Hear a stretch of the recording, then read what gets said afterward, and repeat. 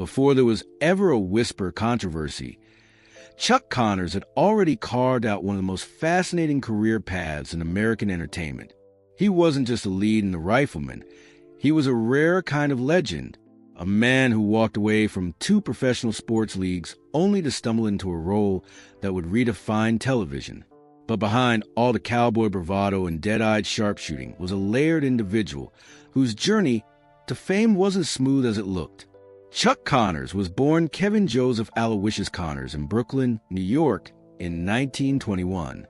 From the very beginning, he was the kind of kid you couldn't ignore.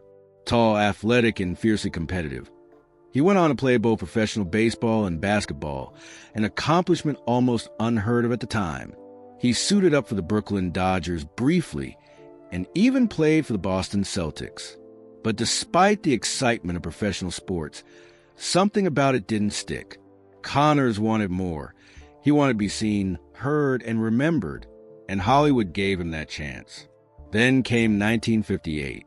That's when The Rifleman debuted, and almost overnight, Chuck Connors became a household name. The show wasn't just another Western. It centered around Lucas McCain, a widowed father raising his young son in the lawless frontier town of Norfolk.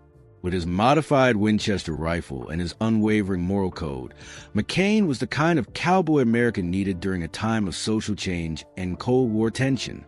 He was strong but fair, tough but loving, and above all, he was relatable. Fathers saw themselves in him. Sons wished they had him.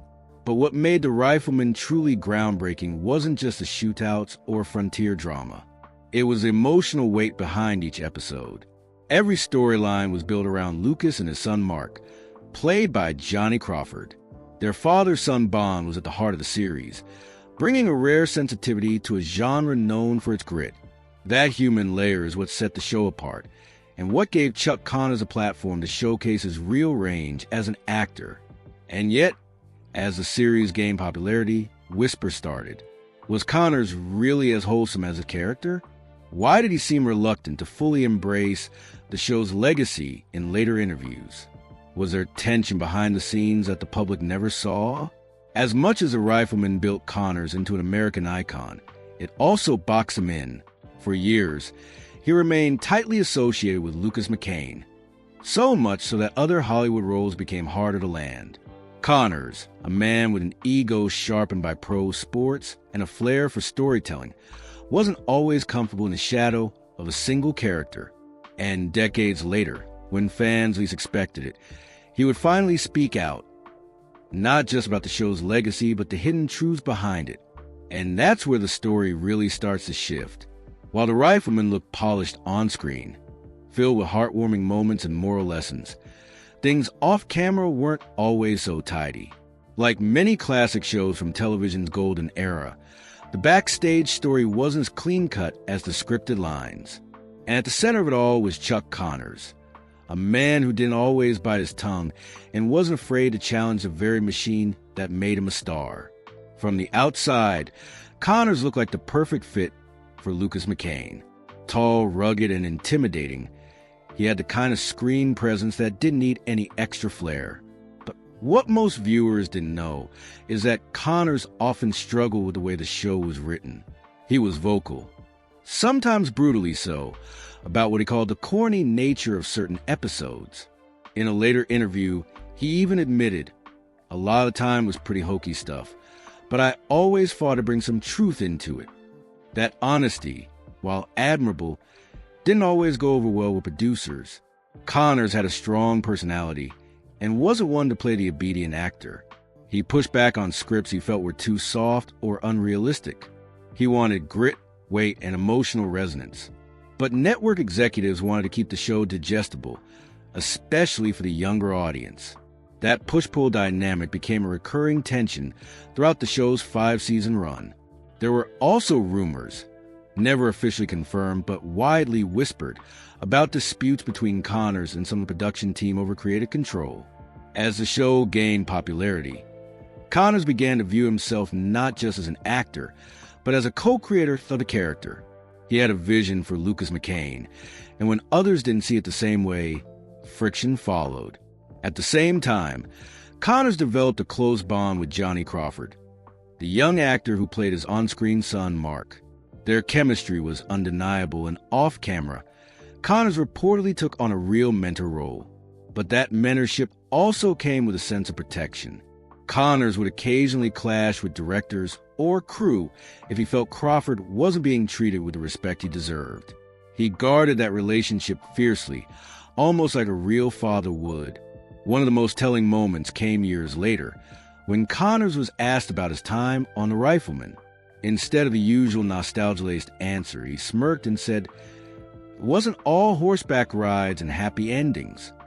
That comment, simple as it was, cracked open a door to a more complex truth, one that fans never saw during the show's original run. But the tension didn't end when the cameras stopped rolling.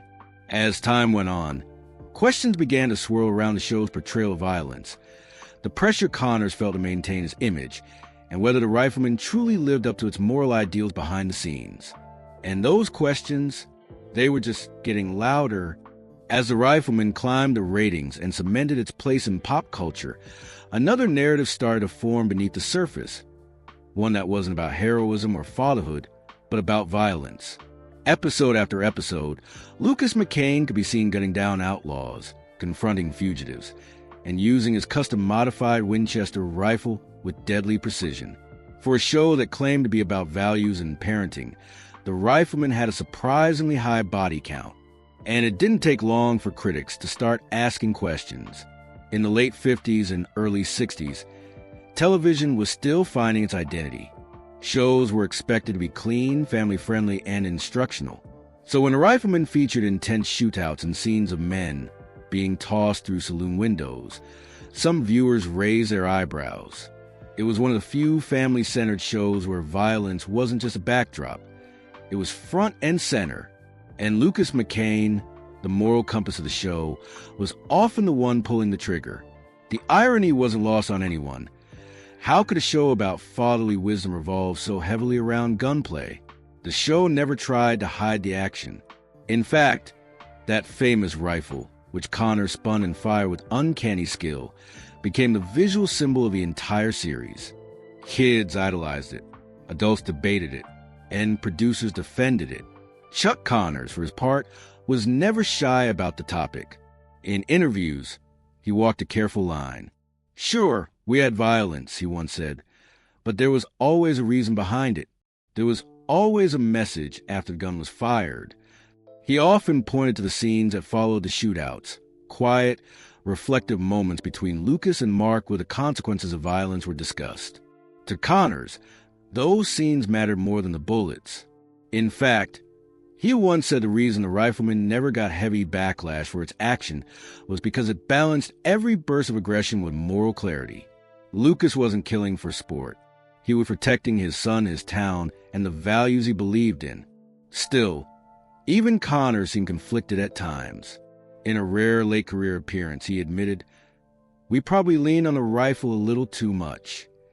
It was a subtle but telling comment. Critics didn't always buy the show's moral balancing act. Some believed it disguised violence under the veil of righteousness. Others praised it for being one of the first shows to even try addressing the emotional aftermath of conflict.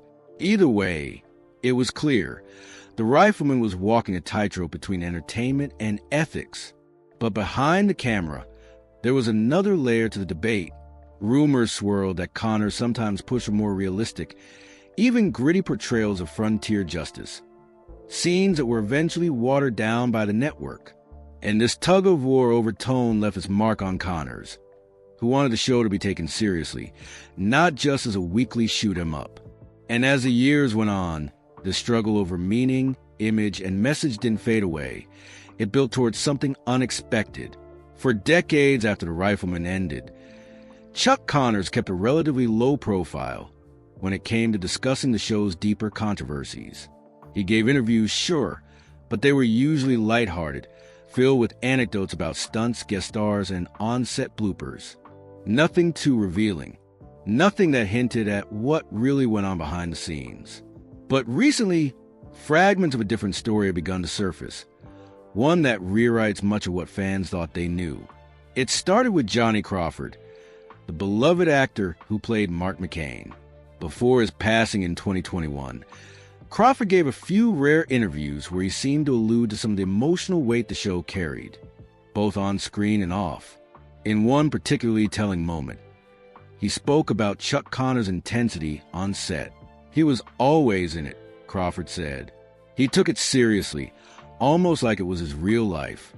And sometimes that came out in ways people didn't see.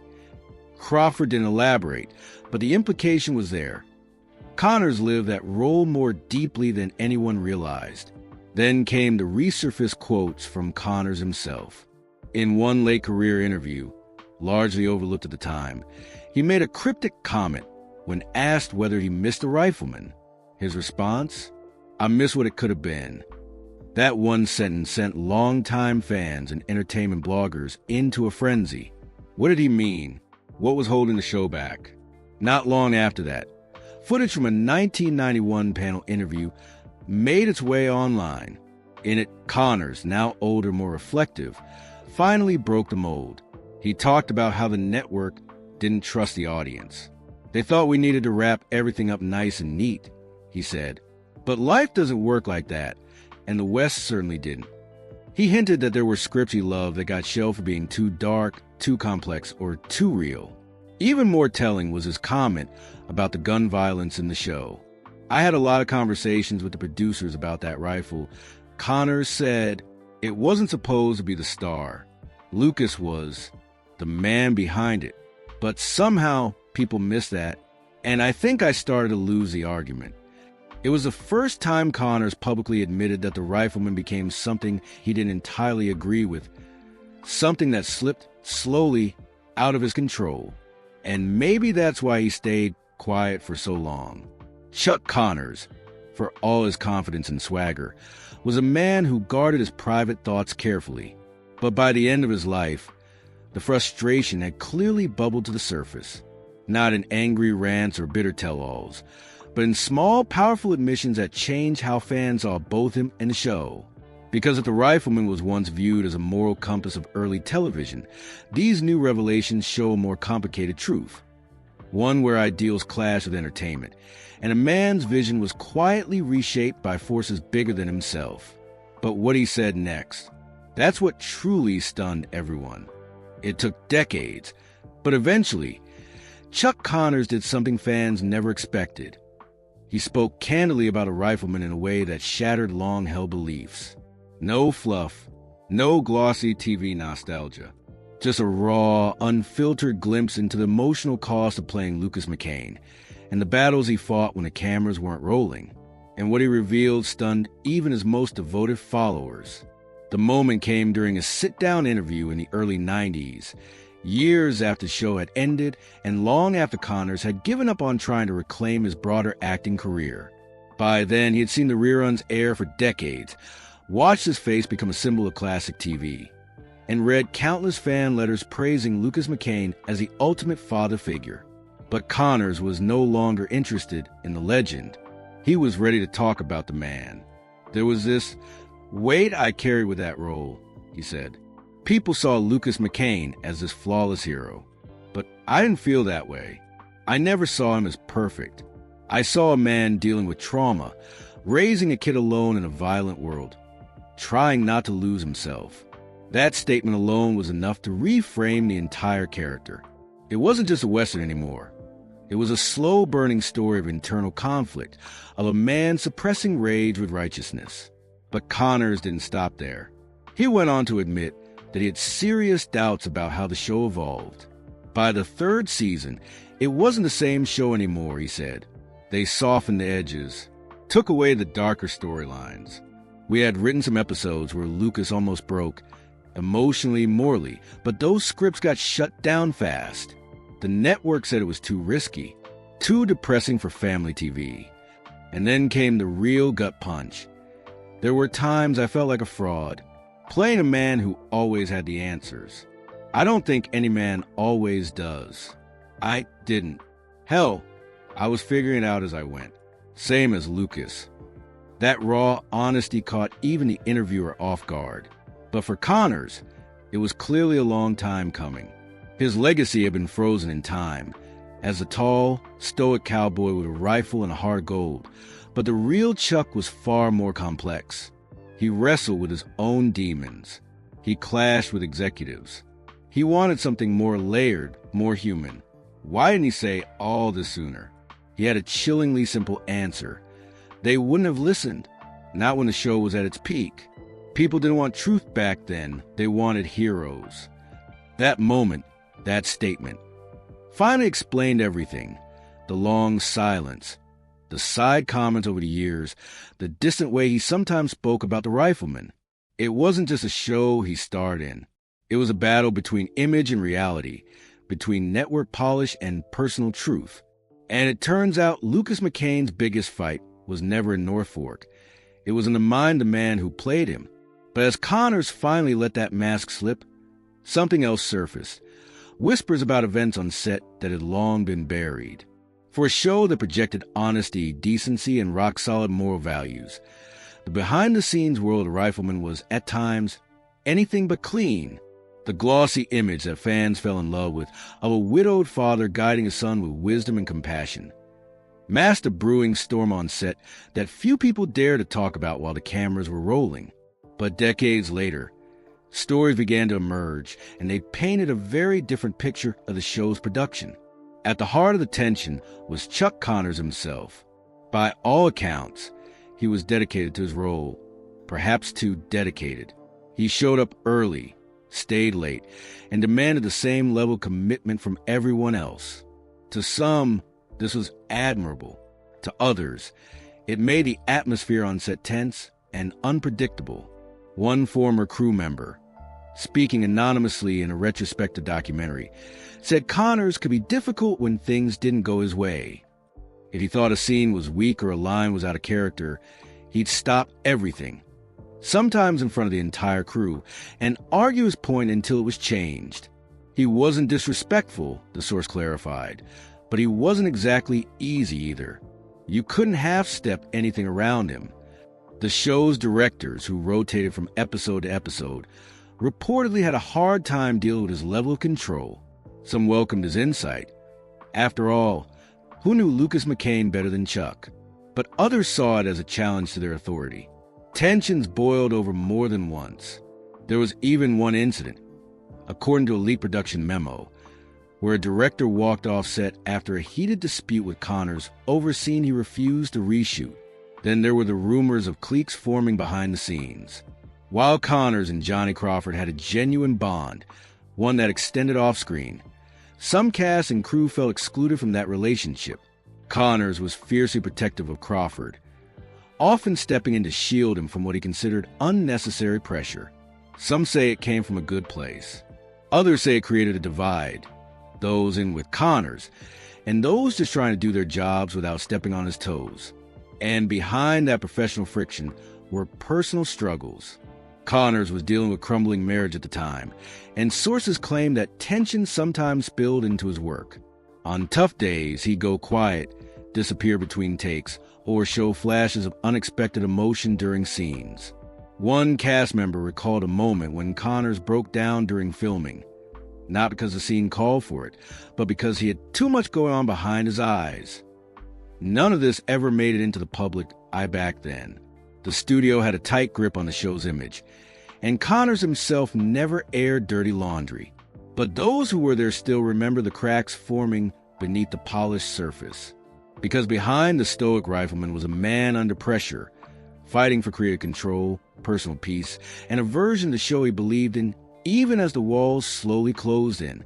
And yet, perhaps the most haunting part of all was what came after the show ended. When The Rifleman ended in 1963, it didn't just mark the close of a successful TV series.